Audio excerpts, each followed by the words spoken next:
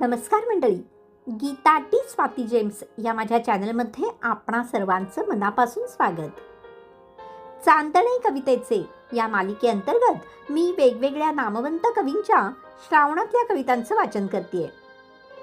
आपल्याला like, share, comment करण्याची आणि अद्यापपर्यंत केलं नसल्यास सबस्क्राईब करण्याची विनंती आहे. चला तर आजची कविता ऐकूयात. श्रावण, कवयित्री शांता शेळके. वृक्षधुळीच्या शहरावरती सिंचन करतो श्रावण सरुदय. धार झेलते माथ्यावरती तृणपातेही लागून यालय. गावाबाहेर कुरणांमधुनी तृप्तपणाने चरती गायी. शुद्ध कलात्मक आनंदाने हिवले कुत्रे भुंकत राही.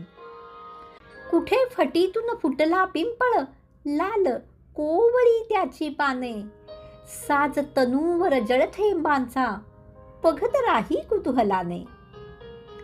हिरवळ चढुनी देहावरती दगडांचेही झाले पाचू. गढूळ तांबूस ओहळ दिसता मुले लागली खिदळत नाचू. वनदेवीचे चिमणे दर्पण, वनदेवीचे चिमणे दर्पण ठाई ठाई तशी पाणथळ. नखा एवढ्या मासोळ्यांची त्यात चालली जिवंत सळसळ.